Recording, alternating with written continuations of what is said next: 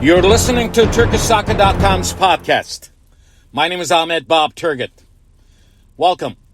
Next 15 minutes, we'll talk about what happened in the past week, in the 28th weekend, and we'll also preview the upcoming matches in the 29th weekend. Well, as I mentioned to you in my last podcast, there was going to be a lot of surprise, which did indeed happen in the 28th week.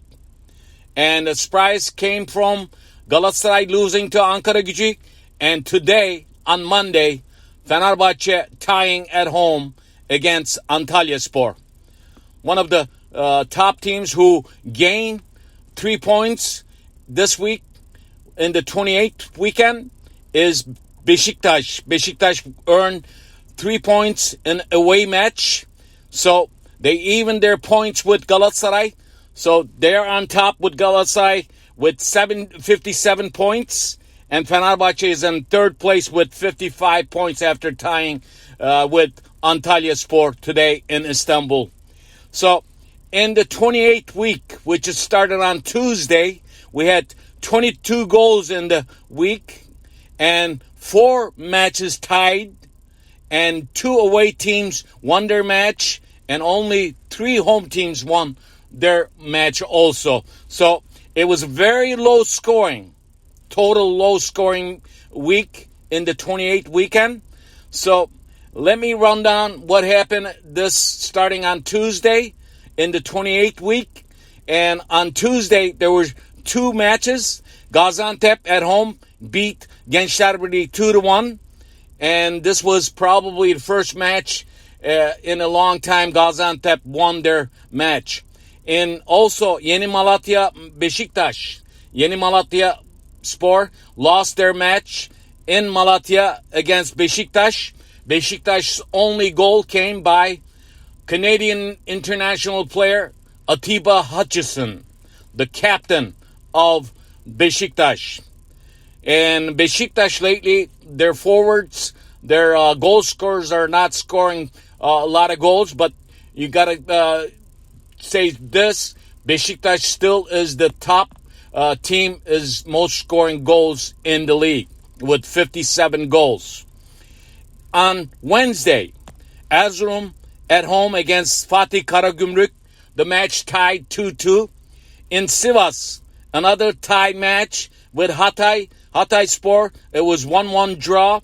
In Istanbul, Başakşehir tied also with Konya, it was 1-1 draw. And Ankaragücü, as I mentioned to you a little while ago, beat Galatasaray 2-1. And in that match, there was a lot of controversial calls by the referee. And Mustafa Mohamed, the Egyptian international player, was red carded in the second half by the referee. And there's a lot of hoopla and argument going about from the Galatasaray side. And I think we're going to see this was his second red card in his career. So we'll see what will happen. But Galatasaray is going to surely be missing Mustafa Mohamed in upcoming matches. And also on Wednesday, Kayseri at home beat Rizespor 2-1. And then Kayseri went on top of Rize in the standings. As I mentioned to you in my last podcast, this was a very important match for both teams. So they're at the same points. They're right above the relegation zone. This was a good win for Kayseri at home. And on Thursday, which is today, Alanya at home, another tie match against Göztepe. It was 1-1 draw. And today, in the last match of 28th week, Fenerbahçe at home tied against Antalya 1-1. And in this match, Mesut Özil in the second half got an ankle injury. The last reports that I have for you, Mesut Özil probably be up at least for about a month. He has an ankle injury, and we'll see what happens. But Mesut Özil it will not be playing for Fenerbahçe for at least 30 days.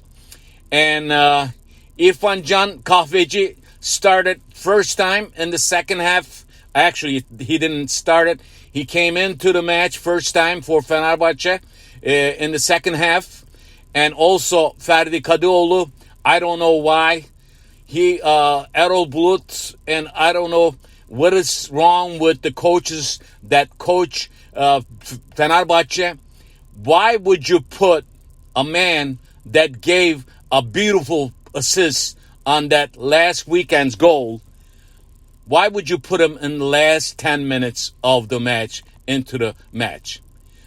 Ferdi Kadıoğlu you need that weapon in the midfield. I don't understand the concept of keeping young Ferdi Kadıoğlu on the sideline when you don't have a young guy like him who controls, who fights for the ball in the midfield.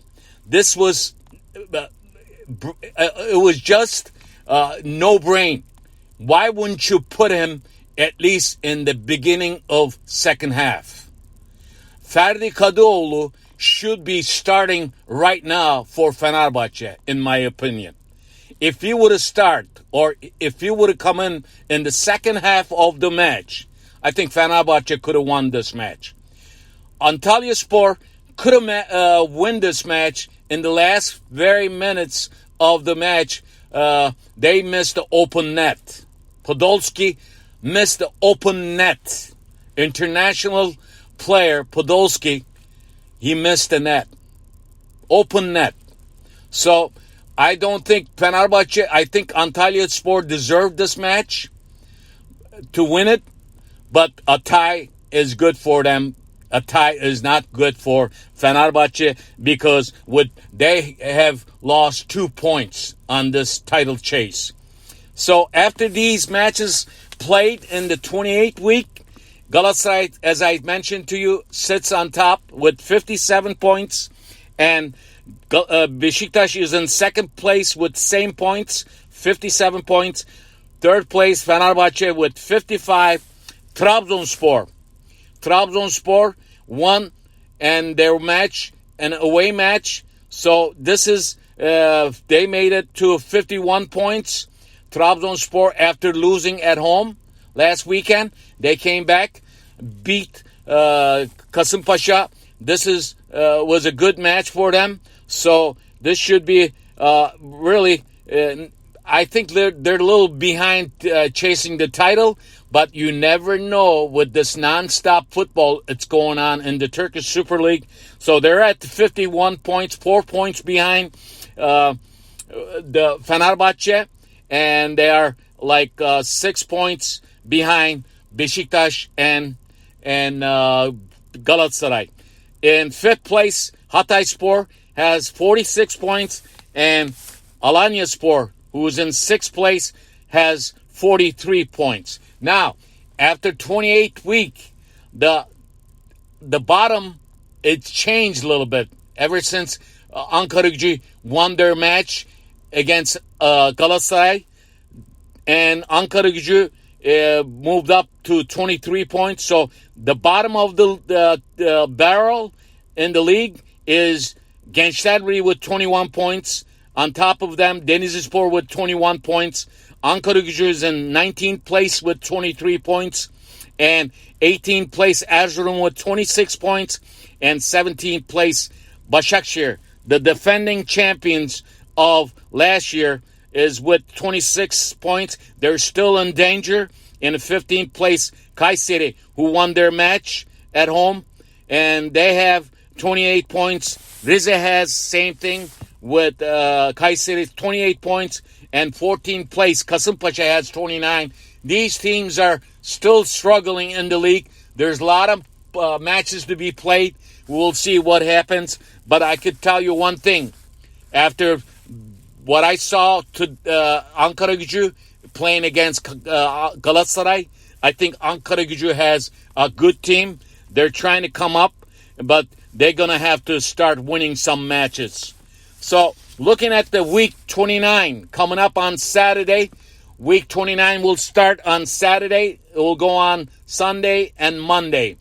On Saturday, there are 2 matches. Denizlispor will host Yeni Malatyaspor, and Beşiktaş will be at home against Gaziantep. It's another match. Beşiktaş is going to win, and they're going to put a pressure on Galatasaray and Fenerbahçe if they win this match. They should not have any problem winning the match against Gaziantep. But their forwards, their goal scorers, they have to do better on their last touches. Looks like Beşiktaş might win this match, but look for surprise from Gaziantep. On Sunday, Fatih Karagümrük will be at home against Ankaragücü. This should be a very interesting match.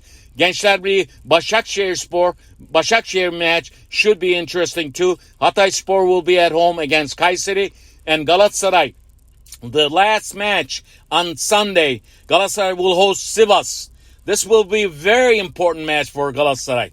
Sivas is not an easy team. So we will see what will happen in this match because they will not have Mustafa Muhammed. And on Monday, Trabzonspor will host Alanyaspor. Antalya will be at home against Kasımpaşa. Göztepe will host Erzurumspor. And the last match on Monday, the last match of week 29, will be in Konya. Fenerbahçe will travel to Konya and will face Konyaspor.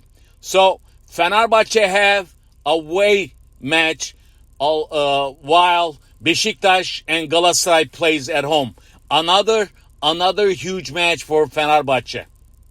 After tying at home and losing Mesut Özil, they have to look at their players. Even their goalkeeper said it after the match. They're not very in focus when they're on the field. So Fenerbahçe, if they want to win this match, they need to be focused as a team. And not having Mesut Özil now. Actually, Mesut Özil played so far 6 matches in the Turkish Super Lig. He hasn't impacted the team that much. He missed the one shot earlier in the first half on this match against Antalyaspor. He's, as you know, he hasn't played in 10 months before he came to Fenerbahçe. So now he got hurt. So it's going to be sometime Mesut Özil will make an impact on Fenerbahçe team. So Fenerbahçe has to put some young guys in the midfield that will run, fight for the ball. If they don't, Fenerbahçe, if they lose this match in Konya, their thirst for the title chase might just be over. Because let's face it, if Beşiktaş and Galatasaray wins their match, this is going to be a 2-way race. So a tie and a losing points will not help Fenerbahçe to run for the title chase. So this is what happened, and there's a lot of controversial calls in the league about the referees, and referees are under the gun. And Turkish Football Federation is under the gun because of the referee and VAR system. And Turkish Football Federation and Turkish referees has to do a better job in the league if the team's officials don't want them to call the names of every referee after every match. Because this is what's happening in Turkish Super League lately. Every team is complaining about the referees. This should stop. So, see you next time. Listen to my podcast wherever you listen to your podcast. Goodbye. My name is Ahmet Bob Turgut.